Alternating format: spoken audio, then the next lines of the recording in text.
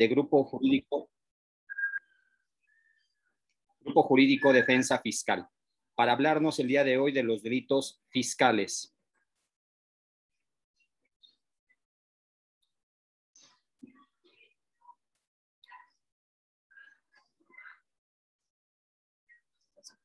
Sí.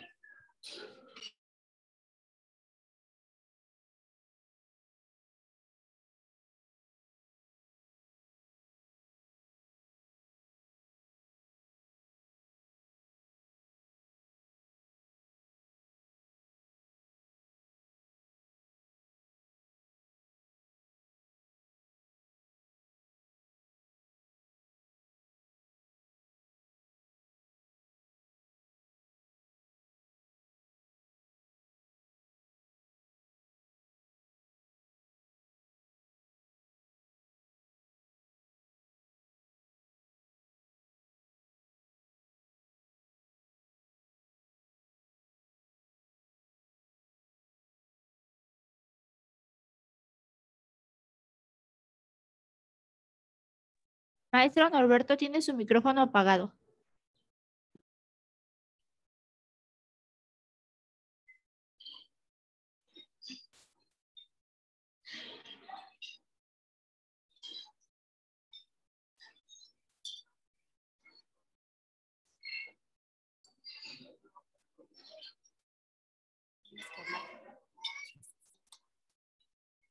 Es que tenemos un teléfono. Ya estoy aquí, maestro.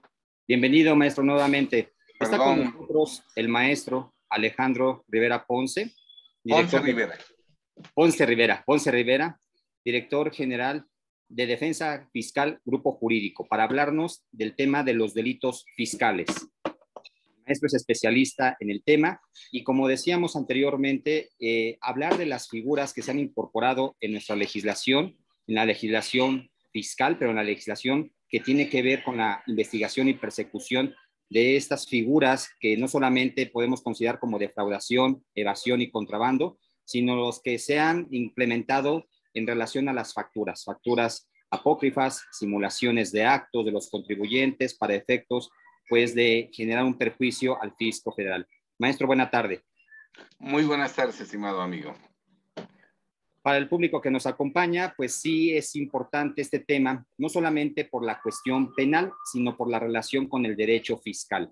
Sabemos que existe una obligación de los ciudadanos de contribuir al gasto público a través del pago de contribuciones, pero también sabemos que el incumplimiento a estas obligaciones puede generar responsabilidad penal tanto para personas físicas como para personas morales. Yo quisiera comenzar la charla con usted, maestro Alejandro, pues informando qué es o explicándonos qué es un delito fiscal en términos generales. Bien, muy buenas tardes a todos. Agradezco exageradamente la invitación que me han hecho para estar con ustedes esta tarde.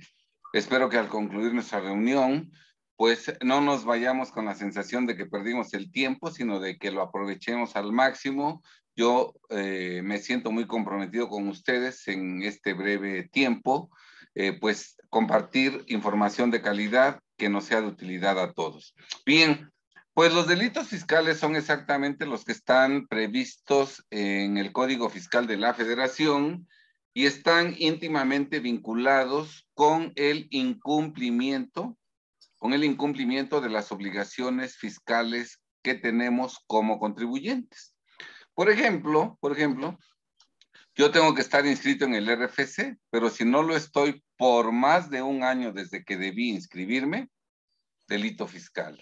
Yo debo tener perfectamente localizado mi domicilio fiscal para que la autoridad pueda notificarme actos, pueda requerirme de pago, pueda revisar mi situación fiscal. Si me desaparezco de mi domicilio fiscal, delito fiscal. Yo debo llevar mi contabilidad en mi domicilio fiscal para que si algún día la autoridad quiere revisar mi situación fiscal, pueda hacerlo precisamente revisando mi contabilidad. Si yo no llevo contabilidad, la oculto o la destruyo, cometo delito fiscal. Cuando la autoridad me revisa, yo debo atender las revisiones dando todas las facilidades. Si yo me opongo a una revisión fiscal, cometo delitos que están previstos en el Código Penal Federal. Yo debo pagar las contribuciones a mi cargo. Si de pronto no las pago y para no pagarlas utilizo engaños, defraudación fiscal o defraudación fiscal equiparada. Como contribuyente, en algunas ocasiones debo retener contribuciones de mis proveedores o de mis trabajadores. Y si retengo y no entero las retenciones, eso es delito equiparable a defraudación.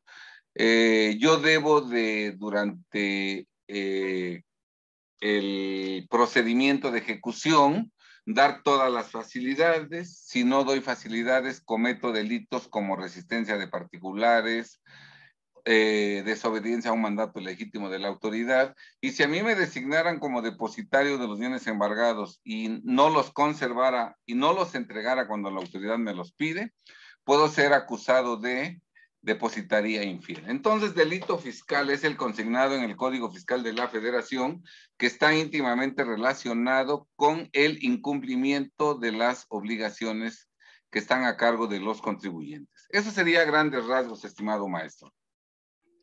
Así es, estimado maestro. Y bueno, hablar de delitos fiscales es hablar de leyes federales, leyes especiales como el Código Fiscal de la Federación, Ley de Impuestos sobre la Renta, leyes aduaneras, pero también considerar que los delitos fiscales están previstos en leyes locales de las entidades federativas, en donde la autoridad o el Poder Ejecutivo local también tiene esa facultad de recaudar. Y bueno, como usted lo ha señalado, hay una obligación primeramente de inscribirse en el Registro Federal de Contribuyentes, de declarar impuestos, pero también de pagarlos. Y eso es lo que conlleva precisamente a estas conductas que se tipifican en estas disposiciones. ¿Cuáles serían la forma en que se puede iniciar la investigación de un delito fiscal? Porque sabemos que tiene una atribución muy importante la Secretaría de Hacienda y Crédito Público en cuanto a lo federal. Me refiero a que cualquier persona puede denunciar un delito fiscal. Vamos a ver, miren ustedes.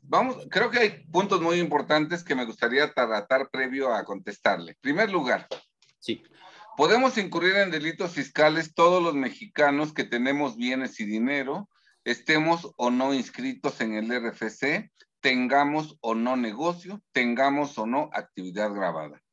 Podemos cometer ese delito todos los mexicanos que tenemos bienes y dinero, aún en cantidades modestas. Muchos podrían pensar que solo pueden cometer delitos fiscales los que estamos inscritos en el RFC. No, también los millones de mexicanos que no están inscritos, que manejan bienes y dinero, ¿verdad?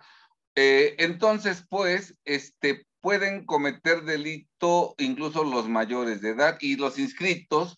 Podemos cometer delito tanto las personas físicas como las personas morales. Las personas físicas, las que estamos en sueldos y salarios, en actividad empresarial, en actividad profesional, en arrendamiento, dividendos, intereses, enajenación de bienes, adquisición de bienes.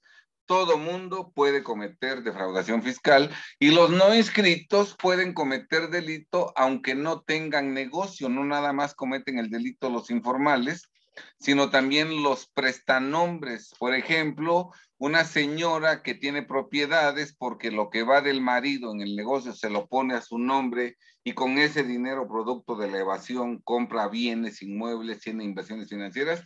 La señora, aunque no esté inscrita en el RFC, puede incurrir en la comisión de los delitos. Entonces, no hay nadie que se salve, máxime que a partir de este año todas las personas físicas que no estaban inscritas en el RFC hasta el 2021, por disposición legal, en este año todas deben estar inscritas en el RFC. Y si una persona física que tiene bienes y dinero, no se inscribe en el RFC, bueno, la autoridad puede inscribirla sin que esta persona se entere y en su momento puede ya iniciar facultades de comprobación, incluso puede formular querella en su contra, porque todo mundo debe de saber que si una persona que no está inscrita en el RFC realiza erogaciones o tiene bienes, esa persona está en defraudación fiscal equiparada, en discrepancia fiscal y además puede ser también denunciada por la Secretaría de Hacienda y Crédito Público por lavado de dinero. Entonces, nadie se salva de la cuestión fiscal. Otra cosa que me parece muy importante, estimado maestro, es que los delitos fiscales son especiales, son diferentes a los delitos en general. Yo le voy a, lo que voy a decir, no sé si se replique en otros delitos que están en el Código Penal Federal, hasta donde yo lo he estudiado, que lo he estudiado casi en su totalidad, pero no recuerdo en este momento que en los delitos que están en el Código Penal Federal se dé esta peculiaridad. Fíjese nada más, los delitos fiscales pueden eliminarse legalmente, pueden desaparecer. Si usted el día de hoy está en delito de defraudación fiscal o en algún otro delito, yo como abogado fiscalista puedo regularizar su situación fiscal. Y al regularizar su situación fiscal, automáticamente el delito en el que estaba usted hasta el día de ayer, hoy desaparece, ya no está usted en delito y consecuentemente la Secretaría de Hacienda y Crédito Público ya no podrá formular querella en su contra. No sé si esta situación se replique en delitos federales, pero hasta donde yo tengo entendido, no. Pudiera ser en el caso de lavado de dinero, que si usted está en lavado de dinero, ¿verdad? Y regulariza su situación fiscal, porque usted está lavando dinero porque tiene una situación fiscal irregular. Si regularizamos su situación fiscal, aparte de que lo sacamos del delito de defraudación fiscal o equiparable, automáticamente lo sacamos de lavado de dinero. Pero, por ejemplo, delito de lesiones, de robo, violación, no se pueden borrar, no se pueden borrar. Sin embargo, los delitos fiscales sí. Por eso es importante que los abogados, tanto fiscalistas como penalistas, conozcan esta situación de que los delitos fiscales, incluidos los de defraudación fiscal equiparables, pueden eliminarse legalmente si el contribuyente regulariza su situación fiscal. Por eso yo, como abogado fiscalista y penalista, tengo varias oportunidades de trabajar a favor de mis clientes. En primer lugar, desde luego, si encuentro a una persona que está en delito fiscal, el que sea, yo puedo regularizar su situación, sacarlo del delito conforme a estricto derecho y la Secretaría de Hacienda ya no formulará nunca una querella. Desde luego, yo como abogado fiscalista debo proporcionar asesoría a mi cliente siempre apegada a derecho, cuidando que no cometa delito. Yo no debo recomendar conductas delictivas, yo no le puedo recomendar que omita ingresos en su declaración, que la presente falsamente en ceros, que no entere lo retenido, que se desaparezca de su domicilio fiscal, que destruya su contabilidad, que venda el bien que le dieron en depósito las autoridades fiscales. No, porque todas esas conductas son delitos.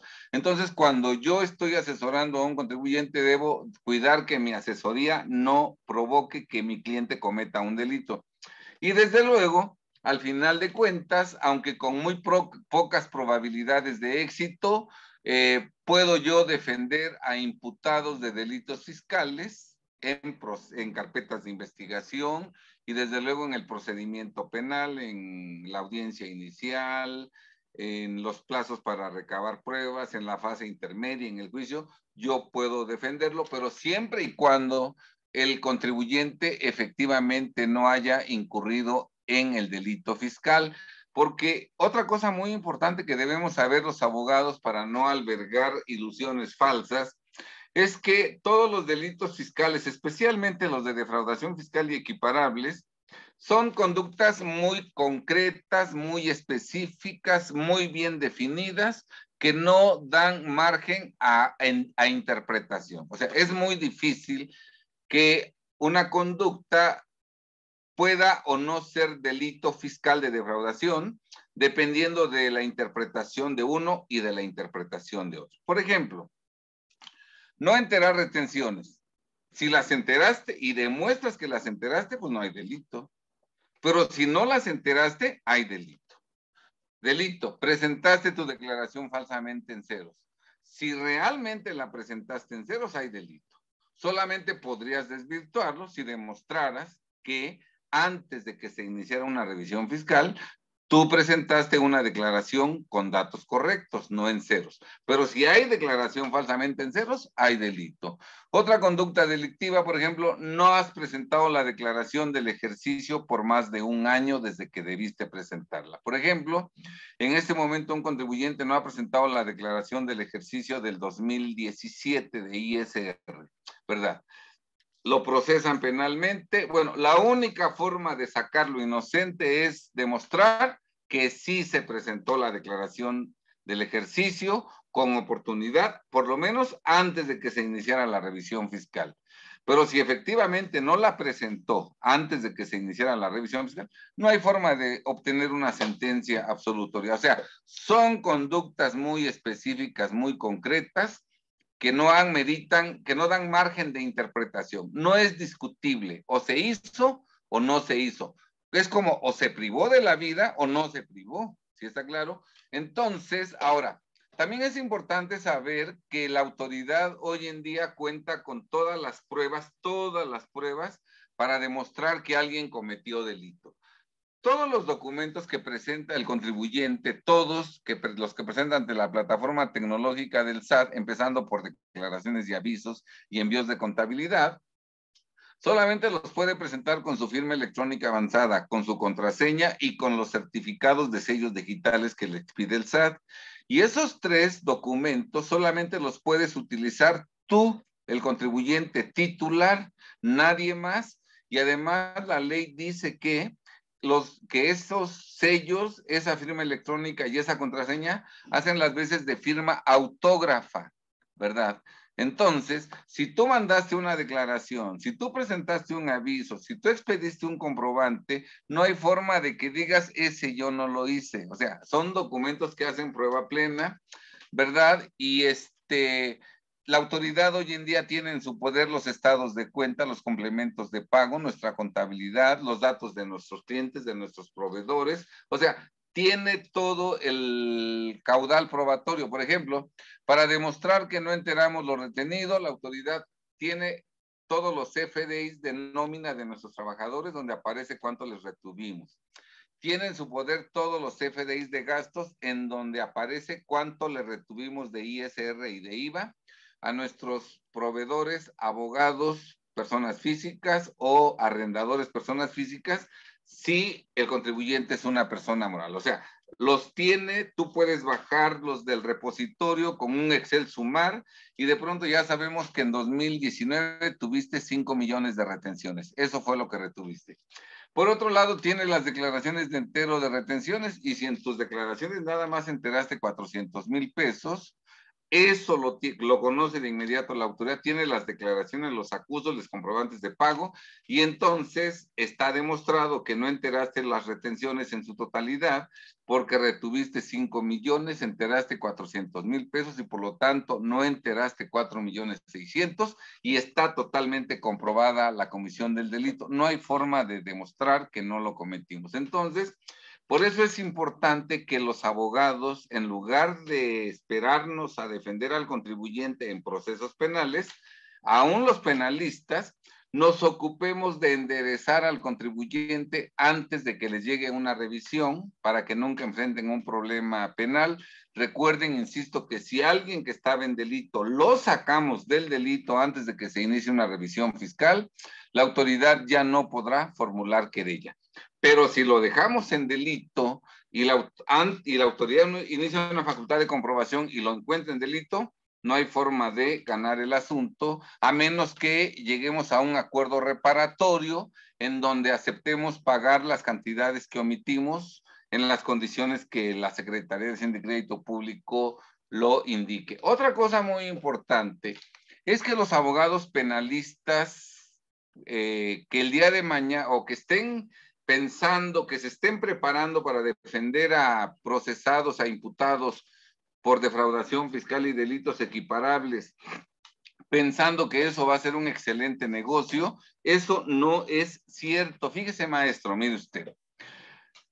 Actualmente, cuando alguien comete un delito, normalmente le restringen su sello digital para expedir comprobantes. Ya no puede expedir comprobantes. Hay varias causales en el Código Fiscal, pero si analizamos esas causales, todas son constitutivas de delito. Todas. Entonces, si esas causales que son constitutivas de delito, si incurres en ella, el SAT te restringe el uso de tu sello digital y ya no puedes expedir comprobantes. Al no expedir comprobantes no puedes anejar tu mercancía ni tus servicios y no puedes cobrar. Después de eso, si no corriges tu situación fiscal, la autoridad te va a mandar una vigilancia profunda en donde te va a comunicar todas tus fallas y te da 10 días para que te corrijas. La mayoría equivocadamente no se corrige. Después de eso viene el tercer punto, que es una facultad de comprobación, y si durante la facultad de comprobación no das toda la documentación e información que te piden, que no la vas a dar si estás en delito, porque no puedes demostrar que estás bien, entonces va a haber documentación que no des, informes que no des, entonces la autoridad en la revisión te asegura tus propiedades, bienes, negociación, cuentas bancarias, incluso hasta tu casa habitación. ¿Sí está claro? Y ya después de eso, al final casi de la revisión, formula una querella en tu contra. En ese momento, el contribuyente querellado obviamente va a buscar la asesoría de un abogado fiscalista y de un abogado penalista, ¿verdad? El cliente nos va a contar su problema y uno como abogado penalista va uno a cotizar los honorarios. El asunto puede ser una defraudación de 100 millones, de 80 millones, de 60 millones, de 8 millones, de 2 millones, de 1 millón. Dependiendo del monto de lo defraudado, pues seguramente el abogado penalista cotizará sus honorarios. Pero ya que le cotizamos el honorario al contribuyente complicado, nos va a contestar, ¿sabe qué, Lic? Pues yo sí le pago lo que usted me está cobrando, pero el problema está en que ahorita no tengo nada. Desde hace 3 años me restringieron el sello digital. Desde hace 3 años no expido comprobantes. Desde hace 3 años no cobro nada. Y luego en la visita que me estaban practicando hace 1 año, como no di toda la información y documentación, pues la autoridad me embargó mis bienes, incluso la negociación, ¿verdad? Y ahorita las inversiones financieras, las cuentas, todo lo inmovilizó y en este momento no tengo liquidez. Yo le pido que usted me defienda, licenciado. Yo le voy a pagar. Si ganamos, cuando usted libere todos los bienes, yo le pago hasta el último centavo. Pero en este momento, sin facturar, sin cobrar desde hace 3 años y con todos mis bienes inmovilizados, es realmente imposible que yo le pueda pagar. ¿Qué va a hacer el abogado penalista, maestro? Pues la decisión es complicada porque pues no estaría obligado a prestar el servicio profesional como abogado. Y además, si sí cometió el delito, por ejemplo, le preguntaríamos, oiga, ¿y no enteró lo retenido? No, Lic. ¿Y si omitió ingresos? Sí, Lic. ¿Y no ha presentado la declaración del ejercicio del 2013? No la he presentado, Lic. ¿Y sí inventó usted pagos provisionales que no hizo en la declaración del ejercicio? O sea, si realmente cometió el delito, que va a ser en casi el 100%, ¿verdad? Y además no tiene dinero, pues no es negocio para el abogado penalista y entonces el abogado penalista pues no va a poder tomar los asuntos porque el fisco cuando haga penal el asunto ya debilitó, ya desangró al contribuyente de tal manera que cuando lo querelle, pues está con una mano adelante y una mano atrás. Por eso es importante que los penalistas no nos estemos esperando a que a la gente le formulen querellas por defraudación fiscal y delitos equiparables, sino que mejor nos preparemos para que, conforme a estricto derecho, antes de que la autoridad inicie facultades de comprobación, nosotros busquemos y si encontramos a un contribuyente en defraudación fiscal, espontáneamente lo saquemos del delito, cobramos en ese momento y esta persona nunca va a enfrentar un proceso penal. Pero si yo no hago esto y me espero hasta que querellen a las personas, nunca voy a poder cobrar, porque cuando lo hagan, los contribuyentes estarán sin dinero y sus propiedades estarán totalmente congeladas. Nosotros tenemos, maestro, un libro que se llama Conductas que tipifican defraudación fiscal cómo evitar incurrir en ellas. Aquí hablamos de 23 conductas que configuran defraudación fiscal.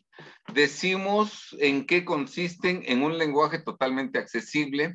Señalamos cuáles son las pruebas que le permiten a la autoridad demostrar el delito, ¿verdad? Analizamos casos concretos. En esos casos concretos, al analizar los casos concretos de defraudación fiscal, damos infinidad de tips. Por ejemplo, mire usted, maestro, entre otros tips que hay que tomar en cuenta. Si la persona moral que comete el delito tiene un administrador único, solamente va a ser imputado ese administrador único. Pero si la persona moral tiene un consejo de administración con 5 miembros del consejo de administración, la autoridad puede imputar a los 5. No es lo mismo, por ejemplo, pagar una medida cautelar que 5 medidas cautelares. No es lo mismo tener a una persona privada de su libertad que a 5. No es lo mismo que tengamos un sentenciado como culpable que 5 sentenciados. Entonces, pues las personas morales deben tener solamente un representante legal, porque si tienen más, aparte de que les das más responsables solidarios en lo económico al fisco, también le das más responsables penales en caso de que haya delitos al fisco. ¿Sí está claro? Bueno, como este consejo damos muchísimos en este libro, es un libro en donde además tocamos muchas cuestiones fiscales de renta de IVA que tienen que ver con el conocimiento y comprensión de los delitos fiscales. Entonces, yo creo que este libro, por ejemplo, podría ser de muchísima ayuda para el abogado penalista que ya tiene esa completa formación penal, pero que le falta como el contenido de la materia fiscal, y este libro tiene exactamente ese contenido. Entonces, yo sí invito a los abogados penalistas que incursionen en el conocimiento de la materia fiscal, que conozcan las conductas delictivas. Actualmente hay 30 conductas que configuran defraudación fiscal y delitos equiparables, y casi nadie conoce esas conductas. Yo he visto infinidad de pláticas de delitos fiscales, de defraudación fiscal, y los expositores hablan de todo, menos de cuáles son las conductas que configuran defraudación fiscal y delitos fiscales, porque no las conocen. Por eso, como no saben qué conductas son defraudación fiscal, creen que se puede defender con argumentos, cuando no. Cuando tú sabes en qué consisten las conductas delictivas, tú sabes que todas están soportadas con documentos, sabes cuáles son los documentos que prueban ese delito, que la autoridad tiene en su poder todas esas pruebas y las va a aportar, y que tú solamente podrías defender al cliente y obtener una sentencia absolutoria si el cliente no cometió el delito. Pero si sí lo cometió, indefectiblemente va a perderse el proceso. Maestro, han surgido diversas preguntas del público que nos acompaña esta tarde. Claro que sí, estoy a sus órdenes. Una de ellas es si se tiene que agotar primeramente el procedimiento económico coactivo o el procedimiento administrativo que inicia la Secretaría de Hacienda y Crédito Público para efectos de determinación y liquidación de las contribuciones, o puede establecerse de forma independiente, es decir, por un lado, la cuestión administrativa, económico-coactiva que tiene el Estado, y por otro lado, la querella o el requisito de procedibilidad que sea necesario para, pues, iniciar propiamente el procedimiento penal por una de las figuras delictivas que contemplan las leyes fiscales, como usted lo comenta, defraudación fiscal, sus equiparables, evasión fiscal, contrabando, etcétera. Bien, el artículo 92 del Código Fiscal de la Federación claramente establece en la fracción que habla de la querella que hay delitos que se persiguen por querella de la Secretaría de Hacienda, entre otros el de defraudación fiscal y el de defraudación fiscal equiparada, precisando con toda claridad que la querella podrá presentarse en cualquier momento, independientemente del estado en que se encuentre el procedimiento administrativo. La práctica nos dice que normalmente la Secretaría de Hacienda y Crédito Público formula la querella antes de emitir el crédito, durante la revisión fiscal o concluida la revisión fiscal, pero antes de que se emita y notifique el crédito. Esto es, ya se levantó el acta final o todavía ni se levanta el acta final y ya está la querella y ya lo involucran en un procedimiento penal. ¿Sí está claro? De hecho, yo creo que la tendencia es que a futuro cuando un asunto sea penal, ya ni siquiera le van a emitir el crédito. Porque si te emiten un crédito, te dan la oportunidad de que te vayas al recurso de revocación, al juicio de nulidad, luego al juicio de amparo indirecto, y de aquí a que se confirme ese crédito pueden pasar 3 o 4 años. Entonces, yo creo que en los próximos años, cuando el asunto sea penal, ya ni siquiera se va a emitir el crédito. ¿Por qué? Porque en el proceso penal al imputado y al sentenciado, más bien en su momento, le van a imponer la pena de prisión que corresponda y además lo van a obligar a reparar el daño, la reparación del daño comprende tanto las contribuciones omitidas adeudadas, más actualización, más recargos. Y el contribuyente nunca tuvo por qué irse a defender ante un tribunal fiscal o federal de fiscal administrativa. Y aparte, un requisito para que no te apliquen como medida cautelar la prisión es que esté perfectamente garantizada la reparación del daño, lo que según el juez de control es lo que garantiza tu presencia en todo el proceso, ¿verdad? Porque si tú tienes un proceso penal por defraudación con un monto de lo defraudado de 8 millones y no está garantizado el interés fiscal, bueno, el Ministerio Público alegará que hay el peligro de que te des a la fuga y por lo tanto se pedirá como medida cautelar la prisión preventiva y normalmente el juez la obsequia. Entonces, yo creo que a futuro ya no habrá créditos fiscales cuando el asunto sea penal, sino que en el mismo proceso se buscará obtener la reparación del daño. Así es, estimado. Hay otra pregunta de nuestro público. Además de que nos están preguntando si es de su autoría el libro que nos mostró, en dónde lo podemos adquirir. Y otra pregunta más. Ajá. Las operaciones con recursos de procedencia ilícita que están previstas en el 400 bis del Código Penal Federal, si se puede ser considerado un delito fiscal o se encuentra al margen. Bien, primero, el libro es de nuestra autoría y está a la venta en Sótano, en el Sótano, en Porrúa y en Sótano, Porrúa y Gandhi. Y desde luego en nuestras oficinas lo tenemos también a la venta, ¿verdad? ¿Cuál era la otra pregunta, maestro? Sí, si el delito de operaciones con recursos de procedencia ilícita es un delito fiscal.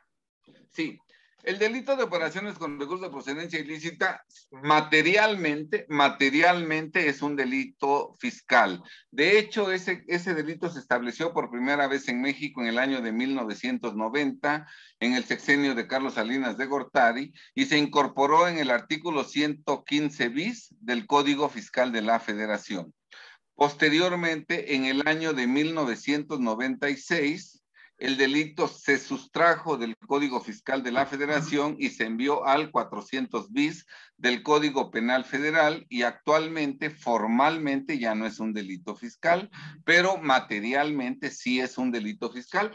Por eso el artículo 400 bis nos señala con toda claridad que en ciertos casos el único que puede formular denuncia, sobre todo cuando intervienen instituciones financieras, es la Secretaría de Hacienda y Crédito Público. De hecho, todo lo que tiene que ver con lavado de dinero está a cargo de la Unidad de Inteligencia Financiera que está en la Secretaría de Hacienda y Crédito Público. Por lo tanto, repito, materialmente es un delito fiscal, aunque formalmente ya no es un delito fiscal. Incluso el tercer párrafo del artículo 108 del Código Fiscal de la Federación, se dice que cuando una persona esté lavando dinero, se presumirá que también está cometiendo defraudación fiscal y por lo tanto será perseguido por ambos delitos, lavado de dinero y defraudación fiscal. Y efectivamente, siempre que alguien está lavando dinero, está defraudando al fisco, y siempre que se defrauda al fisco, se está lavando dinero, porque obviamente al defraudar al fisco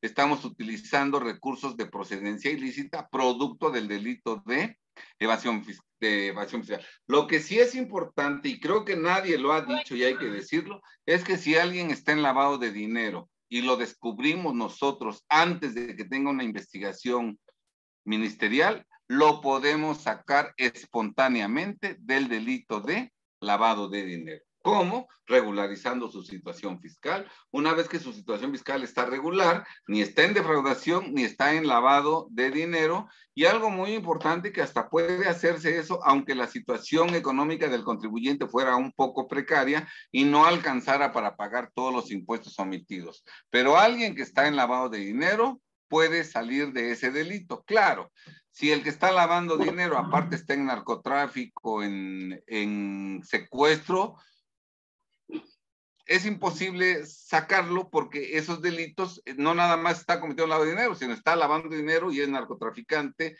lavado de dinero y secuestro, y sí está claro, pero alguien normal, mire maestro, hay abogados que lavan dinero. Hay abogados porque ni siquiera están inscritos en el RFC, cobran en efectivo, muchas veces les pagan con una propiedad y no declaran. Ellos están lavando dinero. ¿Sí está claro? Maestro, Ajá. y usted anteriormente, está con nosotros el maestro Alejandro Ponce Rivera hablando de los delitos fiscales. Y pues muy interesante el tema, pero muy prolijo porque estaríamos más de una hora hablando de estas figuras delictivas. Y una de las preguntas... Más de 20 horas o 30 horas. Más de 20 horas, pero le agradecemos este tiempo que nos brinda. Hay una pregunta que usted ya le había comentado en el momento inicial de esta charla, en donde las personas físicas que tengan cumplido 18 años tienen obligación de inscribirse, y había anticipado que el hecho de que se inscriban, incluso que no se inscriban, puede dar lugar a conductas que están tipificadas por nuestras leyes fiscales. ¿Qué pasa con esos jóvenes que teniendo los 18 años no se han inscrito en el Registro Federal de Contribuyentes? ¿Estarían en un supuesto dentro de la descripción típica de las leyes fiscales? Bien, lo primero que tenemos que decir es que no es cierto que los que deban inscribirse sean los jóvenes de 18 años. La ley dice que deben inscribirse los mayores de edad. Esto es 18, 20, 30, 40, 50, 60, 70, 80 años. Todos los mayores de edad, no los jóvenes. Y en segundo lugar, los que menos le interesan al fisco son los jóvenes. No le interesan porque los jóvenes no tienen un pasado económico, no tienen un pasado fiscal. Encontramos a una persona de 50 años que nunca ha estado inscrita en el RFC, que tiene inmuebles, inversiones, tarjetas de crédito, que viaja, que hace vuelos de avión, construye, vende casas, compra. Ese es el que le interesa. Y nunca ha estado inscrito en el RFC, ¿sí? Ahí hay un error, sobre todo de los fiscalistas, que no leen bien la ley y dicen que esta obligación afecta a los jovencitos. No, son los que menos le importan al fisco. No, le importan las personas de mayor edad que sin estar inscritos en los últimos 10 años han llevado una vida económica activa, bueno, de qué han comido, tienen inmuebles, vehículos, cuentas bancarias, tarjetas de crédito, etcétera, etcétera. Esos son los contra los que van, ¿verdad? Y además, cuando una persona no estaba inscrita en el RFC, se le pueden revisar los últimos 10 años. 10 años de a ver de dónde salió ese dinero. Obviamente, por defraudación fiscal le pueden fincar montos de lo defraudado de 10 años atrás, y por lavado de dinero también le pueden revisar los últimos 10 años. Entonces, como abogados penalistas debemos cuidar a las personas mayores de edad que ya tienen edad suficiente y que en los últimos años han tenido actividad económica, porque esas son las que corren peligro. Si un muchachito de 18 años no se dio de alta en el RFC, pero todavía está estudiando, pues ese aunque le revisen no le encuentran nada. Esos no le interesan al fisco, estimado. Maestro, pero ¿qué pasaría si un joven de 18 años ha recibido donaciones bancarias o transferencias de su padre, que es un mayor que ha tenido una actividad económica previa y que para efectos, como lo dijo usted, de evadir al fisco o defraudarlo, pues se deslinda de su ingreso y se lo transfiere a su descendiente en línea directa? Habría que ver cada casa. O se lo da como donativo. ¿Eh? O se lo da como donativo. Habría que ver cada caso concreto, pero cualquier situación tiene una solución. La más grave sería que si de pronto encontramos el caso de un joven que su papá le ha dado el dinero producto de elevación y que ha incurrido el papá, bueno, lo tenemos que regularizar, y a lo mejor la forma de regularizarlo sería que el hijo y el papá pagaran los impuestos a su cargo, cuidando que pagaran lo justo, ¿verdad? Pero gracias a ese pago justo, el día de mañana ni el papá ni el hijo serían procesados ni por defraudación fiscal, ni por lavado de dinero. Si ellos se resistieran, que no quisieran pagar el honorario, no, a lo mejor ni nos pasa nada. Bueno, si el día de mañana los sorprende el fisco, el problema sería brutal para nosotros, porque los pueden acusar de lavado de dinero y de defraudación fiscal, y júrelo que todo lo que tienen no alcanzaría para reparar el daño. Y además, si desde que empieza el proceso como medida cautelar les embargan cuentas bancarias y les embargan sus bienes, pues ni siquiera tendrán para pagar a un abogado que los defienda. Ese es el problema, que tratándose de delitos fiscales y lavado de dinero, procede el aseguramiento desde la investigación ministerial, en el caso del delitos fiscales desde las visitas que practica Hacienda, ¿verdad? Pero ya desde que desde que se le vincula proceso, bueno, tiene que garantizar la reparación del daño o no, o como medida cautelar se le impondrá la prisión preventiva, ¿verdad? Así Maestro, es, pues tenemos muchísimas más preguntas, no quisiéramos abusar de su tiempo. No sé si me permite hacerle dos más.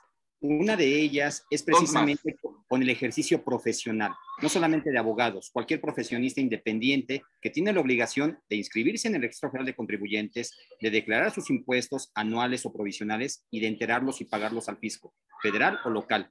¿Qué pasa con esos profesionistas que no usan los medios del sistema financiero, el sistema bancario, que reciben efectivo y que no le informan a la Secretaría de Hacienda y Crédito Público el ingreso?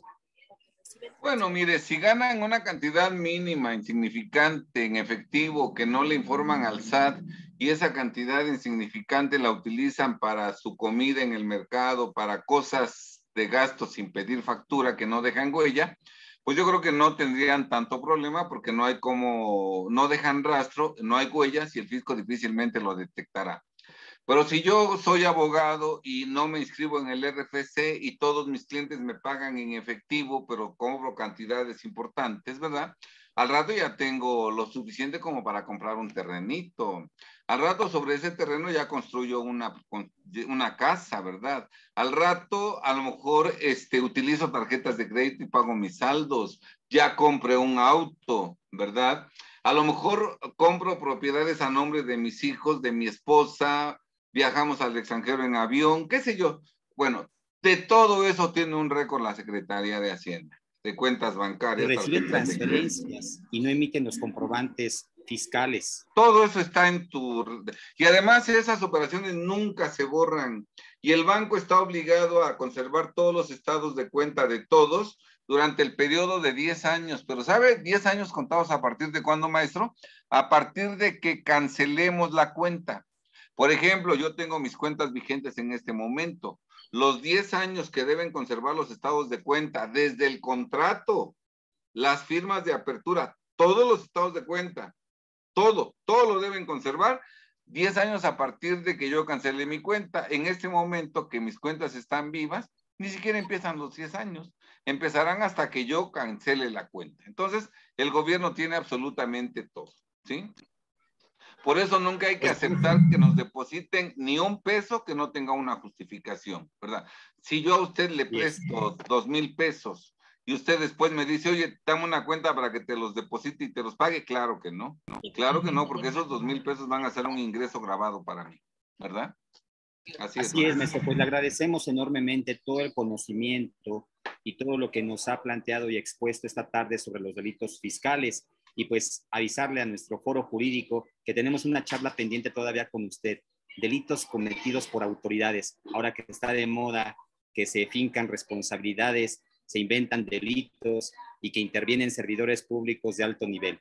Que estén pendientes porque tendremos una charla nuevamente con usted para hablar específicamente de delitos cometidos por autoridades. Y nuevamente, para terminar esta charla el día de hoy, querido maestro, si nos puede brindar nuevamente la portada de su libro, y ya nos ha dicho usted que se puede adquirir en el sótano y en Porrúa, en donde y en Gandhi y en nuestras oficinas. En nuestras oficinas, conductas que tipifican defraudación fiscal, cómo evitar incurrir en ellas. Y además, delincuencia organizada y extinción de dominio, porque cuando cometemos defraudación y equiparables en la modalidad de delincuencia organizada, aparte de que se incrementan las penas, además nos pueden aplicar la ley de extinción de dominio. Hablamos desde luego en este libro de los acuerdos reparatorios, de los criterios de oportunidad, según que la defraudación fiscal atenta contra la seguridad nacional, todo eso. Es un libro que está escrito en un lenguaje totalmente entendible. Van a aprender mucho del derecho, de la materia fiscal, porque la materia fiscal está íntimamente ligada, o sea, es como el contenido del delito fiscal. Entonces, es un libro que sin duda alguna lo recomendamos ampliamente. Voy a dar el teléfono de nuestra oficina donde lo pueden conseguir.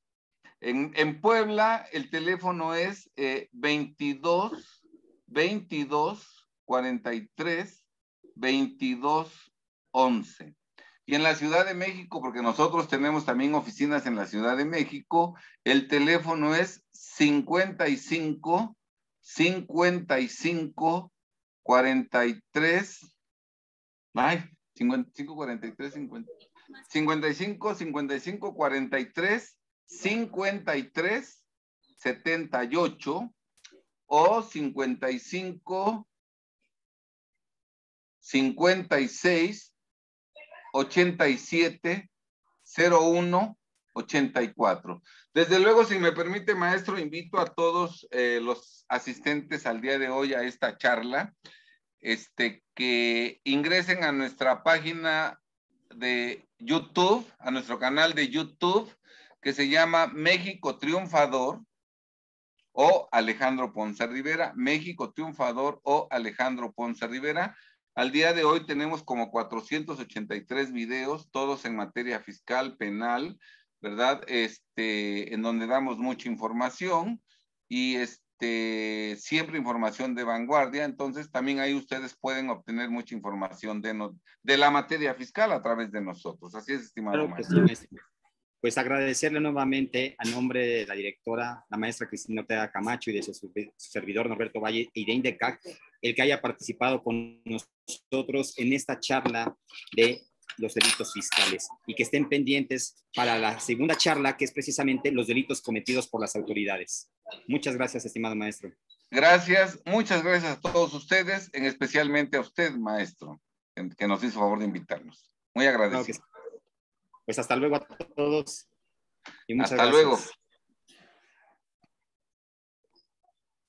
Ya salimos, maestro. Pues muchas gracias. ¿Qué le pareció?